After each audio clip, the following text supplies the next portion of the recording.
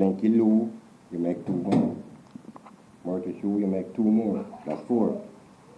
Lanky Lou, Myrtle Shoe, 4. That's 8. Lanky Lou, Myrtle Shoe, that's 12. Lanky Lou, Myrtle Shoe, that's 16. Lanky Lou, Myrtle Shoe, that's 20. Lanky Lou, Myrtle Shoe, that's 24. A better man, a pint of wine, a market number 32. And you have to come out with 32. Oh, yes. So when you finish at the end now, you check if you get 32, you win. If you get 31, you lose. 33, you lose. And who was the local champion? Miss Margie. Miss Margie Gale. Margie Gale. I see. Margie Gale. Okay, that's an interesting game. Very, very interested, man. Very interested. But these children of today don't know things like that. Now, Charles, you were the sort of official songwriter for Southfield, and you had several good songs. You remember the one Reagan? Reagan. Yeah, Reagan driving Satan new bus. Reuben and Dyer's the Marine big truck. You remember that one? No, Doc, I don't remember that in full. Yeah, you wrote the whole thing. Yes. Come Jamaicans, hear the story of a young man named Reagan. Yes. But I kind of forgot that in full, Doc. And you used to go to the cricket matches all the time too, eh? All the time too. What were you dressed up in? Can you tell us that? Yes, I used to dress in a uniform, specially made uniform. A full suit of white, trim with red braid. The blouse, the jacket then, always trimmed with red braid. Then I used to do commentary and boxing too. Oh yeah. Maybe that since you... I didn't know that. Now, yes. How would that work? Well, you would like to hear that? Yes. Suppose I would give you the first and the 15th round of a fight between Muhammad Ali and Joe Frazier. Okay. Would you like to the one that took place in Jamaica? No, that was four-man Frazier. Okay. Yes, that one took place in Madison Square Garden. Right. So you would like to hear that? We'd love to hear that one. Your tape is ready? Mm-hmm. So I can go ahead. My son is an expert with tape. All right, so.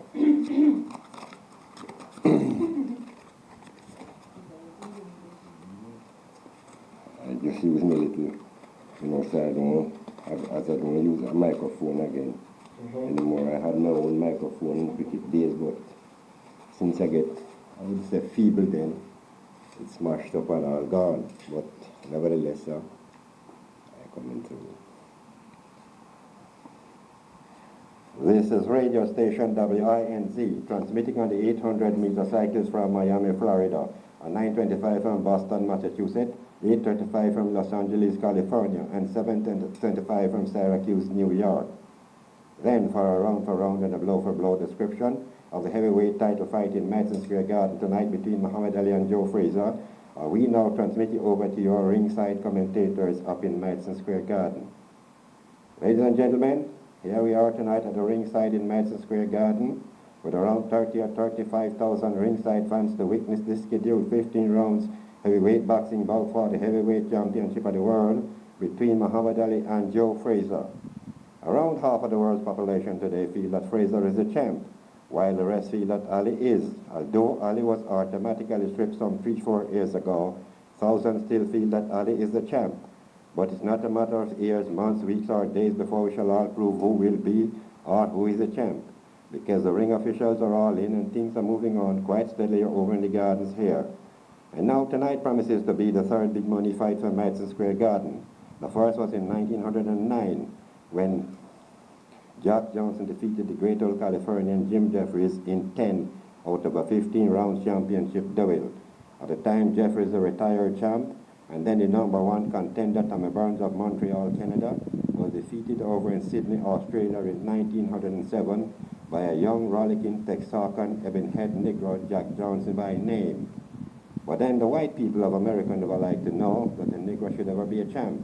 And so the whole voice of America went clamoring for Jeffries, for a white man then to face up to this Negro Johnson, but never a white voice to answer. So in 1909 then, Jeffries was recalled from his Californian farm. And in the summers of that year, a 210-pound Jeffries entered the ring, 181-pound Johnson, a ring difference of 29 pounds. And although Jeffries carried the prayer of the whole American nation in the ring with him, Johnson, who never knows anything about prayer or cares about it anyhow, entered the ring suddenly of his own. Then start quite smoothly, Johnson grinned his golden teeth all the way through, till in the 10th round then Jeffries made a mistake when he seeks for a knockout, and Johnson went right up to him and landed a flushy, diametric left hook to the jaw, which put Jeffries down to his haunches. And there he stood and listened to sounds he had never heard before, and Johnson became the first Negro champion in the world. The fight netted $984,642, giving Johnson more money than any Negro could ever dream about. But then, Johnson never fight again in the United States. His living habits grow so ragged and shabby that even his own color never liked to read about him anymore. And then, wanted in a couple of federal and moral charges, Johnson ran away to Barcelona, Spain, where later on we understand financial problems lured him to Havana, Cuba, where he was defeated in 1916 by the Kansas bully Jess Willard. And then the second big money fight was in 1929, when Jack Dempsey defeated the French middleweight George Carpentier in 3 out of a 15-round championship duel. At the time, Dempsey the middleweight champ and Carpentier the European challenger, and that was the first $1 million gate in history, and also the first fight to be broadcast over any radio station. The fight netted $1,642,000. But then tonight promises to be the largest of them all, because for the first time in history then we'll be having 42 countries doing a fight over short circuit television, and they'll be paying more than $2.5 million for that event, while the ring officials had already secured another $3.75 million from other outdoors and indoors events. So the fight may be going a fraction under the $6 million mark. And making contact this afternoon with Jim Norris, president of the New York State Athletic Commission. What do you have to say about tonight about Jim? Well, Ali 4 pounds heavier, 2 inches in the arm reach, 2 inches taller. Shouldn't topple Joe Frazier very much here tonight, because I see Frazier this afternoon. He was looking just a beautiful boxer, as good as any other boxer. Well, thank you, Jim. And we also have in the studios with us here tonight Billy Ken of Pittsburgh, Pennsylvania, former Midland light heavyweight champ of the world. And say, Billy Ken, you also had a crack at the heavyweight title with the old Bama Joe Louis in 1946, was it? Yes. Well, Ali has made a ridiculous prediction that he'll be stopping Frazier over 6 rounds. And if Ali failed then to live up to his prediction, in the latter rounds he might find himself going like a cat in hell without a cloth. Well, thank you, Billy Cat. And looking around here, ladies and gentlemen, I can see coming in the ring, wearing yellow trunk, black canvas shoes, no headgear, weighing 214.5 pounds, Muhammad Ali. And Ali has been shown his corner by referee Ruby Goldstein. And while we wait for Joe Frazier to come, God bless America, the land I love. Stand beside her and guide her through the light shining bright from above, through the mountain, through the ocean, through the perils wisely found. God bless America, my home, sweet home. And here comes into the ring, wearing black trunk, yellow canvas shoes, no headgear, weighing 210.5 pounds, Joe Frazier. And Frazier is receiving a very mighty ovation. And referee Goldstein is right in the middle there, and he called Ali from his corner. And they bring both boys together, and both boys are now looking each other deadly in the face as the referee looks around at the timekeeper, Mackie Blackburn. And Blackburn says it's time to go. And He brings them right up together. They shook hands and the bell go. His only lead the right hand to the jaw. A left to the head also by Muhammad Ali. Fraser, two left jab to the rib. Another left jab to the rib by Joe Fraser. Smoking Joe. A blazing right hand to the jaw. A left and a right to the jaw also by Joe Fraser. Ali gets a good right hand to the head, but Fraser ducks away from the right hand and scores two left jab to the jaw. Another good left jab to the jaw by Joe Fraser. Smoking Joe, a good right hand in the solar plexus. Ali hunches a little, and Ali tries to tie him up, and Goldstein says, none of it, break it up and fight, boys. Fraser scored two left jab to the jaw, a left and a right to the body also by Joe Fraser. But this is a real good Ali right hand to the head, and Fraser ducks away from the left hand. Ali swings again, the right hand over the head of Joe Fraser, who scored two left jab to the jaw, a left and a right to the jaw also by Joe Fraser. And Fraser gets a good left hand inside the mouth of Muhammad Ali. Ali scores a left and a right to the body, two good left jabs to the jaw by Muhammad Ali, a good right hand also to the head by Muhammad Ali. Fraser left and a right to the body, two left jabs to the jaw by Joe Fraser. And the bell ending round one. Contest. Excellent. And here comes the bell for round 15. And as they rung for round 15, is Fraser now lead with two left jabs to the jaw, a left and a right to the jaw, and a good right hand to the jaw by Joe Fraser, and he's down. We count 1, 2, 3, 4, and again he's up at the count of 4. Ali swings the left hand way over the head of Joe Fraser, and Fraser moves in two left jabs to the jaw, a left and a right to the body also by Joe Fraser. Smoking Joe Fraser, a good right hand to the shin, another one to the shin, and swabs Ali's head a little, as Ali tries to tie him up, and Goldstein is there saying none of it. Ali scores a left and a right to the body, but Fraser two left jabs to the midsection. A good right hand in solar plexus by Joe Fraser. Smoking Joe, a blazing right hand to the head. Sends Ali back on the rope. He's holding on, and Fraser two left jabs to the rib. A left and a right to the body also by Smoking Joe Fraser. A blazing right hand to the jaw by Fraser. All landed by Fraser. And the bell ending round 15. Ladies and gentlemen, we decision in Madison Square Garden, the winner and newly heavyweight champion of the world, Joe Fraser. Your commentator was Charles Rowe, Southfield, St. Elizabeth, Jamaica, West Indies. Excellent, excellent, just excellent. Rolling Charles. Oh, yes. Rolling Charles, rolling Charles. That's the rolling. The one children grandfather Charles. Yes, that would be a good one. But then I step in the trouble. What was the trouble? My grandfather and I step in. Rolling Charles trouble. Stephanie was an old burial ground. Yes, and they have a government Yes. and then coming up. The rolling Charles. Yes. That was Uncle Alfred. Right, that one we talk. Oh, yes. He was courting a girl, you know, sir. Yes. Female Powell. That is Uncle Alfred. Ben was courting his girl, female Powell. She is the mother of Anita Hewitt. Now, this man went the night to look for his girl. And after he leave the home and coming up, he see a cow. And the cow coming up to him. But he hadn't walking stick, you know. In those days, those men generally walk with a walking stick because, you know, some men generally fight over them girls them time. So walk with a walking stick.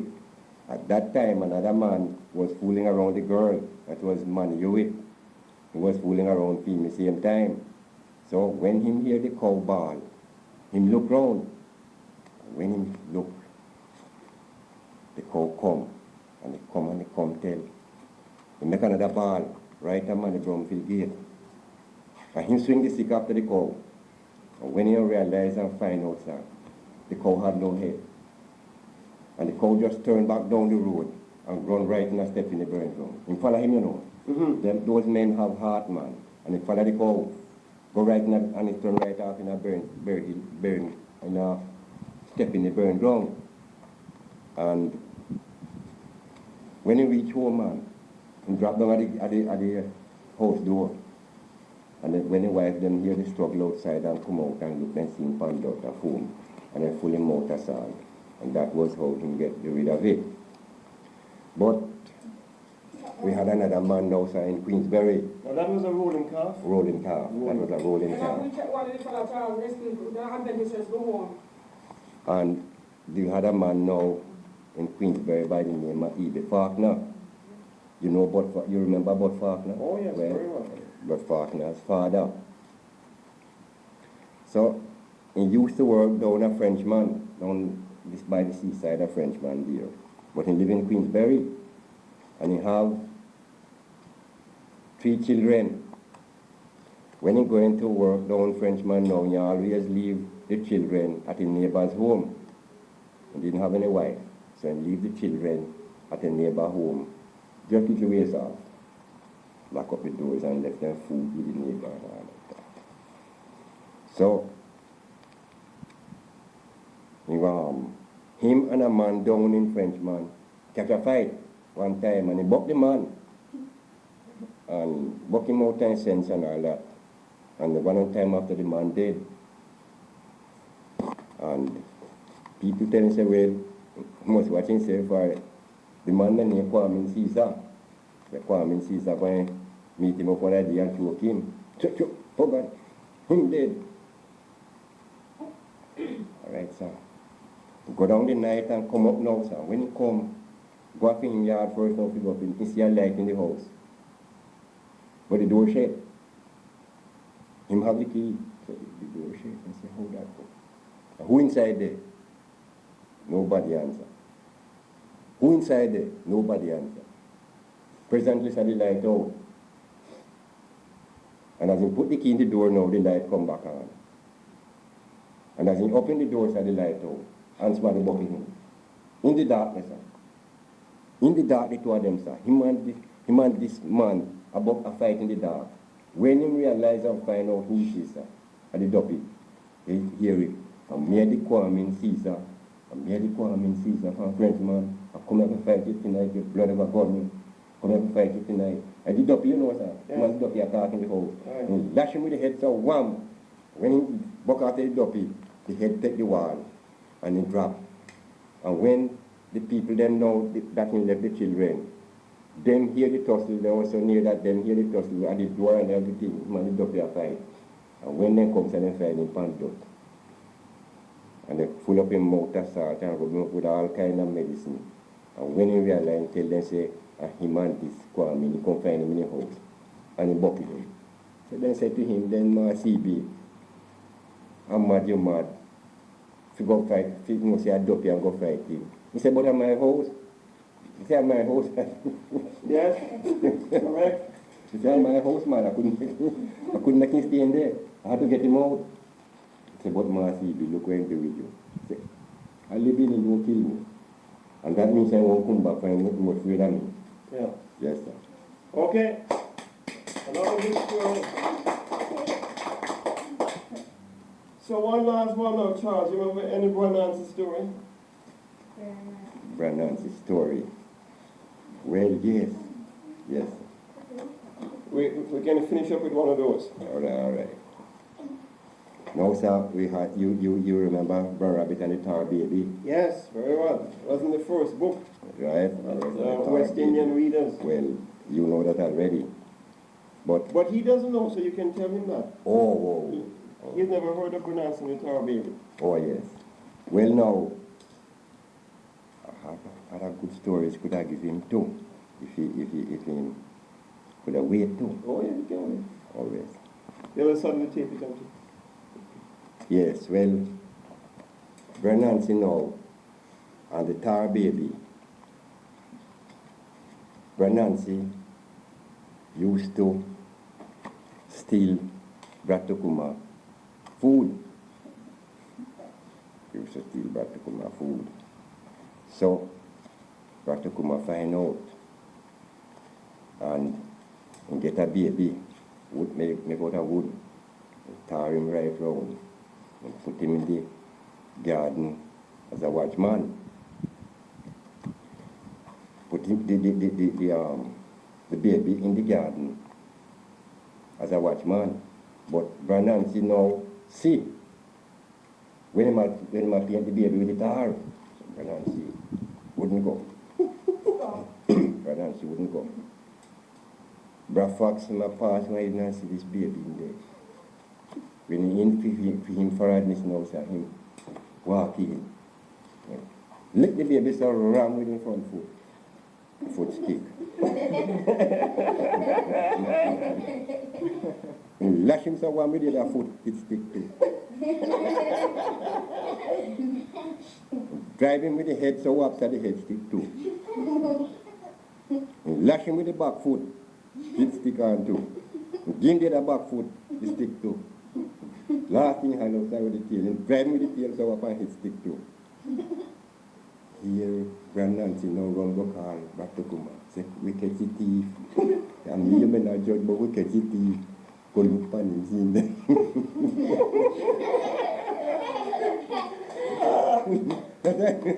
So, when him, they take him off now. He say, when if you do with him, I'm going to kill him. So I'm going to kill him. He said, do so. Nobody, do everything you like with me. He said, do everything that you like with me. But he said, see that briar patch over there, don't throw me in there. He said, kill me as you like. Make up a fire and throw me in there. But no, not throw me in the briar patch. He said, do as you like. As you like. You do yourself. Him want to kill him the crazy way now. So as you find out, say, Fox don't want him to throw him in the briar patch. My man really want to dash him in the sun, ram his spin around and say, hey, you idiot, you. You never know that I was bred and born in a briar patch.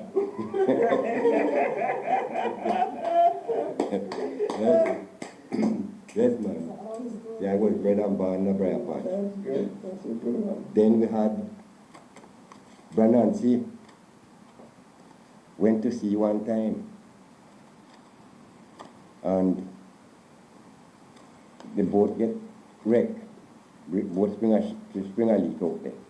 Anyhow, he started to swim, but he couldn't make it. He come in, broke up on Brashark. Brashark asked him when doing out here. So he tell him that thing ship spring a leak and he might look somebody, if somebody could have take him as a servant and give him little work and little food and so on. Brashark said, all right, I will take you. Came home now, son. He had the eggs. Brashark has some eggs now, and my man he look after the eggs them, sir. So every egg in take up, in machine stuck out and turn down the top. Take out and turn down the top. So tell Brashark decide now, see how he's so faithful, you know, sir. I'm going to send him home. So he get 2 men to pull him home in the boat. One of them man deaf. Yes, one deaf and one couldn't speak well. Anyhow, them are going with him, sir. And then get in the distance, Brashark will find out, say, a vehicle left. And he start to run him down, son. Hello, he said, stop there, stop the boat there, stop the boat there. Stop the boat there. With Branancy, stop the boat. Here, one of the fish now, one of the sailor we might send with him now. Say, where must say? Branancy says, we must pull if I storm the sea. Storm the sea. So we must pull if I storm the sea. And then row the boat and Brashark him up, come and holler. He said, we must pull if I storm the sea. And we're going to drown it if you don't pull fast. And when they find out, sir, and get him on shore and Brashark him come there, sir, couldn't come no further. So then get him and get the fan them there. Well, did you know, sir, the story about Odysseus and the Cyclops? I don't think my son knows that one. And I don't think that's the one-eyed man. But you can tell him that one too. That's a good one. Mm-hmm. Well, it says, once upon a time there was a very, very brave and cunning man named Odysseus. And at a time, he was a great adventurer, so he decided to leave his home and to see in the outer world how things stayed. And the sailor sailed away from home, sir. He took 12 men and himself make 13. Him as the captain. This man, Odysseus, was the captain. And when they sail until they come upon an island where only one-eyed giants live. With these giants now were big and tall people, but they only have one round eye in the middle and a forehead. So when he come to the island, sir, he decide now to take him and the men to go in the land to see who lived there. Because they see and see smoke and all that are flying in the land. So somebody must live there. But they go. When they go on the land, sir, there they saw presses filled with cheese, milk covered with cream, and thousands upon thousands of sheep and lambs. And when they travel further inland, they come up with a large cave where the giant lived. And in the house, they go see cheese, butter, presses filled with butter and cheese. So the sailors beg Odysseus now to make them at once drive with some of the sheep and lamb down to the ship and go with it.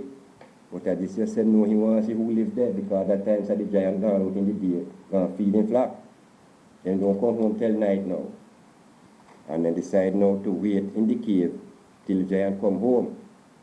And it says that towards sunset, the giant whose name was Polyphemus came home, carrying on his shoulder a number of sticks and logs of dry wood which he threw down with a load knives. And the strangers was very frightened when they see him. And he come in now, sir, and he had one big stone that the blackened doorway with. Only him could have moved it. So he shut them up inside now. And he make up in fire, milking ewes and make up in fire. And they said the fire burned so brightly that the giant spied the strangers. Who are you, he cried, and what are you doing here?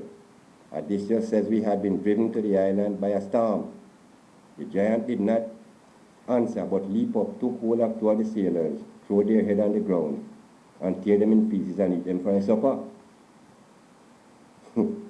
Next morning, when he go feed the sheep them, pull away the stone, and he sees two more of the sailors and eat them for breakfast. Lock in door and gone. In the evening, son came home. Again, he make up a fire, milking ewes, and he eat two more of them for supper. So Odysseus now, and 6 men left, and they were thinking of a way to escape. But when the plans to kill him, because Odysseus carried a great amount of wine with them from the ship, and they have all that wine in there with them. So Odysseus offer him some of the wine, and he drink the wine, so I tell him begin to drink. But that time he shut the door already, and only him can move with the stone. And he drunk, and drink the wine till him drunk. And he called Odysseus. He said, what's your name? Odysseus said, my name is Nobody. He said, well, Nobody, I wish to give you a reward. I shall eat you last of all. Odysseus said, that the reward shakes. This is a bad reward. Anyhow, we study now, Safi. They kill him in the sleep, but they couldn't get out because only him can move with his stone from the doorway. Anyhow, Odysseus saw the giant great wooden club, which is as tall as the mast of a ship. And taking hatchet and give it a pint, sharpen it down and harden it in the fire. And they decide now if he take out his eye, but not to kill him. They said when all was ready, Odysseus and his men thrust the stake into the giant one eye. And he rolled around and the cave pulled it out, sir. And he started to feel around in the cave now for them. But they was easily escaped. And man mechanized all at the same time. So his neighbors around come, ask him what is happening, who is killing him. He said, nobody is killing me. Again and again they asked him, he said, nobody is killing me. The neighbor said, then if nobody is killing you, why you make that great hubbub? And they suggested, say, I'm mad. They wouldn't go to him and say, I'm mad, for if nobody is killing him. I was mad, they are gone. So, and they left him and went off to their own homes. So next morning, he get up, and he rolled the stone and the sheep, them gone out, go feed. But he sit down right at the door now, and every sheep come out and start to feed on the sheep back. But Odysseus now tied 3 sheep together, and in the middle sheep, he put one of the man on the back of the middle sheep. So when he passed now, sir, he might feel the one where I passed him, so he don't know, so one and three come out together. And so he get out the 6 men. And he said the last to come out now was a large and beautiful ram which carried Odysseus. He said when Odysseus he twisted himself under the belly of the large and beautiful ram. And when he come out now, he set himself and the men free. And he said really they did drove lots of the sheep and lamb down to the ship and put them on board. And when they're ready, so them pull out and little distance. Odysseus shouted to him, the God of heaven had punished you for your wicked deeds. And he said, this made the giant very angry. And he broke off the top of a high hill and threw it at the vessel. And it fell in front and raised a great wave and drive the vessel back on shore. And Odysseus again, then pull again and pull them and get at distance. Odysseus shouted to him now. He said, if any man asks you who put out your eyes, tell them it was Odysseus. And he broke off the top of another hill and threw at the vessel, but it fell close to the rudder and helped the vessel to move on more quickly. And so quickly they bound over the sparkling waves, and soon the land of the Cyclops was a fading distance. And at last Odysseus returned to his home in the land of Ithaca.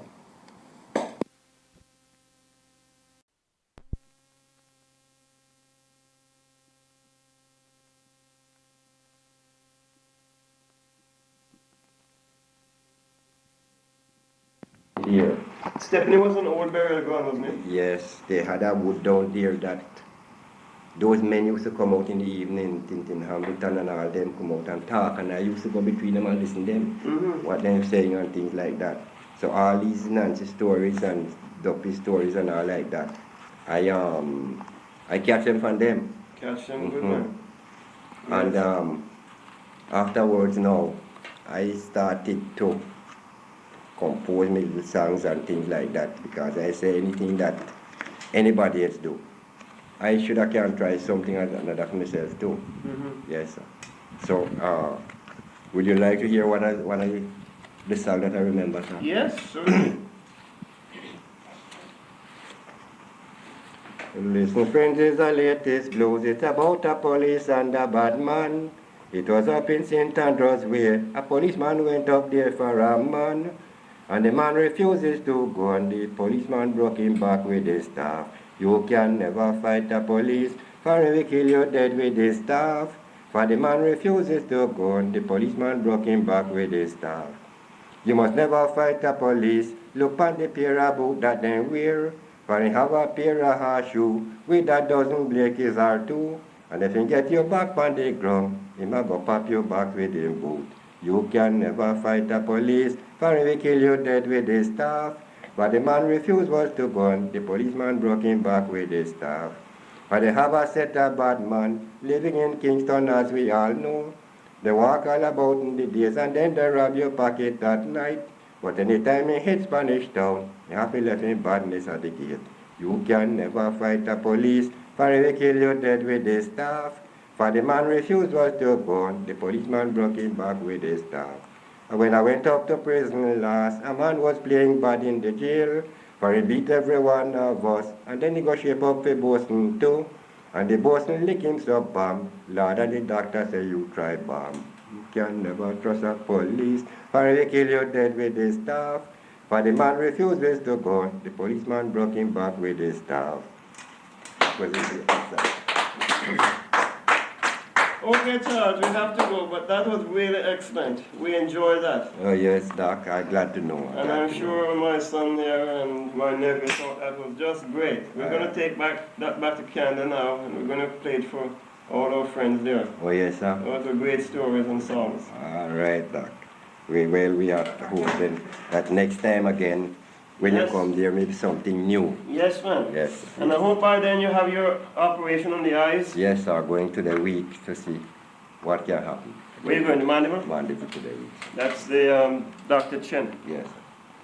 I think Yes. she sometimes uses her maiden name, Dr. Mangu Chen. But I know her very well. Yes. Yes.